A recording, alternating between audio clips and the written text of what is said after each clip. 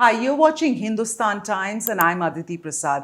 We are privileged, we are joined today by the Deputy Chief Minister of Delhi, Manish Sisodia, and he also holds the additional charge of Minister of Education in the Delhi government. In fact, the Delhi model of education especially is being, now talked about in many places.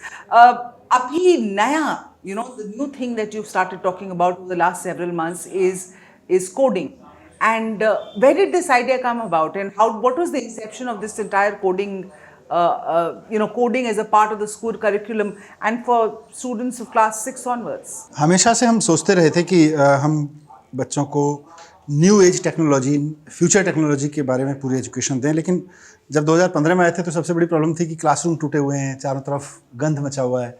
उस समय मैं जाके बच्चों को कहूँ कि या teachers को कहूँ कि भाई कोडिंग सिखाते हैं, तो एक फंडामेंटल चीज़ क्लासरूम तो टीचर को खड़े होने की जगह मिले, टिचर्स को ट्रेनिंग वगैरह प्रॉपर मिले। तो पिछले शुरुआत के 2-3 साल हमने उस पर काम किया पिछले टेन्योर में, और उसके बाद इस दिशा में काम करना शुरू किया। तो स्टीव जॉब्स का मैंने जिक्र किया। स्टीव जॉब्स ने जब, because he was one of the legend programmers of the time, उन्होंने कोडिंग को लेके बड़ी अच्छी एक स्टेटमेंट दी थी। मैं उनका एक स्पीच सुन रहा था कि it's the liberal art of the future, coding.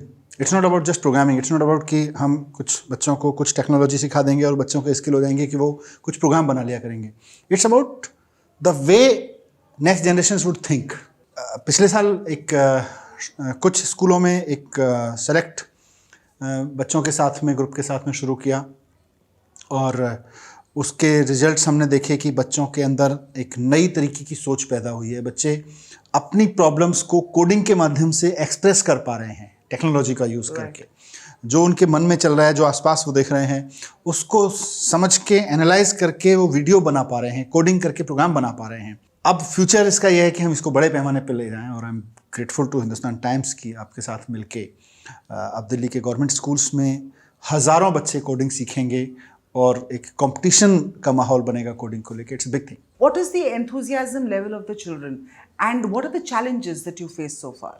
She codes foundation की ओर से शी कोड्स प्रोग्राम शुरू किया गया था जनवरी में, और चैलेंजेस उसमें यही थे कि जिन बच्चों को हम कोडिंग सिखा रहे हैं, चैलेंजिंग और अपॉर्चुनिटी दोनों एक साथ ही होती हैं। जिन बच्चों के घर में कंप्यूटर है, जो बच्चे पैदा होते ही मोबाइल ऑपरेट करना सीख लेते हैं, इवेंचुअली फिर कंप्यूटर उनकी तरफ बढ़ जाते हैं और घर में कंप्यूटर्स अवेलेबल हैं, उनको कंप्यूटर कोडिंग प्रोग्रामिंग सिखाना एक अलग तरीके की बात है।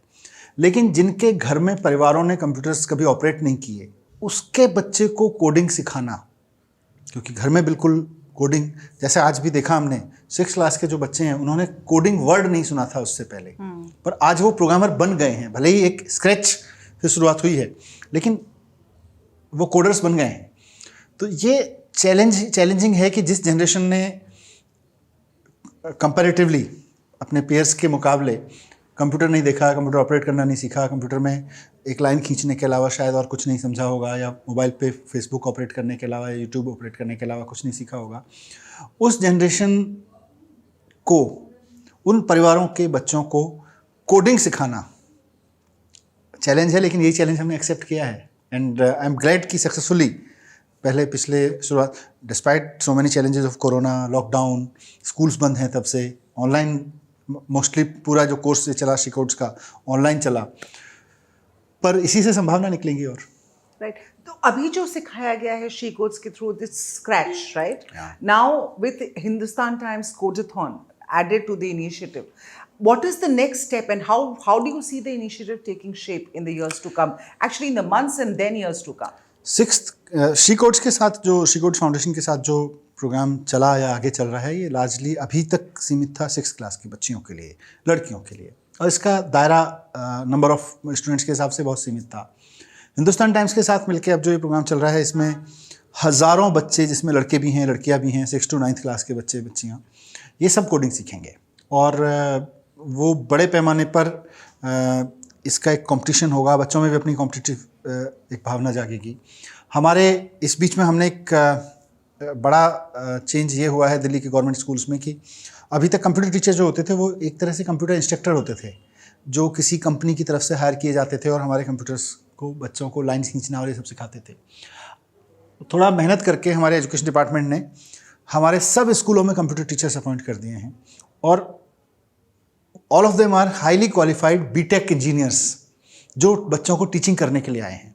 तो एक तरफ इस तरह का प्रोग्राम जो हिंदुस्तान टाइम्स के साथ है, एक तरफ वो इंजीनियर्स जो अब स्कूल में टीचर बन के खड़े हुए हैं, वो तो मिलके अपने बच्चों को, सिर्फ उन बच्चों को नहीं, हज़ारों बच्चों को जो इस कंपटीशन में हिस्सा लेंगे, जो इस प्रोग्राम में हिस्सा लेंगे, पर उनके अलावा भी बहुत बच्चों को अब कोडिंग सिखाएंगे। एक बार मुझे पूरा यकीन है कि अब स्कूलों में कोडिंग की जब बात होनी शुरू हो जाएगी तो वो उसी तरह से बड़े पैमाने पर होगी जिस तरह से बच्चे किसी और शौक के बारे में, ये शौक बन जाएगा कोडिंग पे काम करना।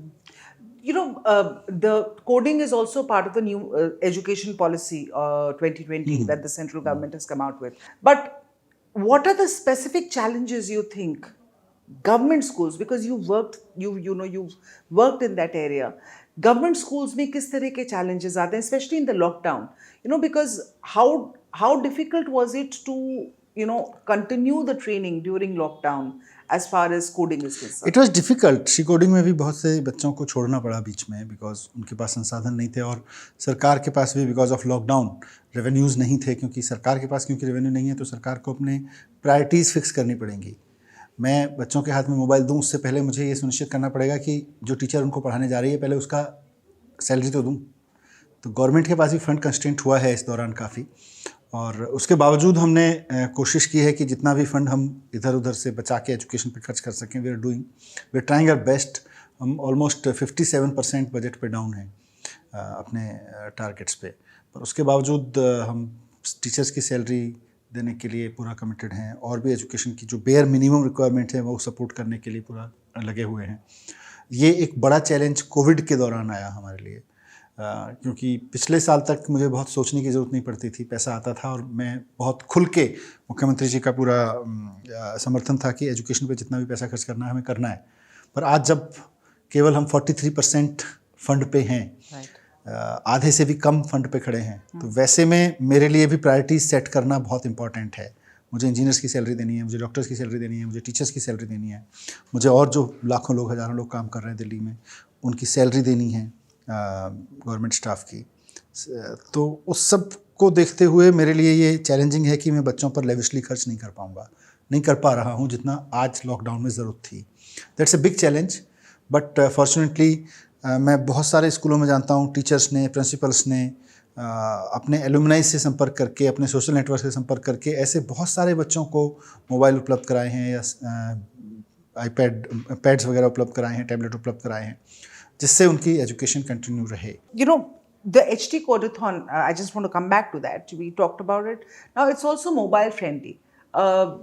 जो पूरा जो एक ऑनलाइन एजुकेशन जो कोड्स की हो रही है, वो that can also be done on the mobile. As far as how big an advantage do you think that is going to be as far as your coding initiative for school government school curriculum is concerned? नहीं, it's a big initiative. इस HT कोडाथन की सबसे ख़ास बात यह है कि एक तो ये गवर्नमेंट स्कूल के बच्चों के लिए फ्री है, सो बच्चे उसमें फ्री रजिस्टर कर सकते हैं। दूसरा इसकी ख़ास बात यह है कि ये लर्निंग और कॉम्पिटिटिवनेस दोनों को साथ लेके चल रहा है। ये सिर्फ लर्निंग नहीं है कि भाई हम आपको कोडिंग सिखा देंगे और आप एक प्रोग्राम बना के छोड़ दीजिए, बल्कि धीरे धीरे इसका पूरा एक इसके अंदर इनबिल्ट है इसकी कॉम्पिटिटिवनेस। जब हम अपने बच्चों को कोडिंग सिखा रहे हैं तो वैसे में उनके अंदर एक कॉम्पिटिटिवनेस पैदा होना बहुत ज़रूरी है। वो कॉम्पिटिटिवनेस उनके अंदर और जिज्ञासा जगाएगी, ज़ील जगाएगी कि वो उसमें आगे बढ़ें, मे भी सॉफ्टवेयर में अपना करियर बनाएं, मे भी सॉफ्टवेयर की नॉलेज लेके, हाई एंड नॉलेज लेके कहीं और उसको यूज़ करें।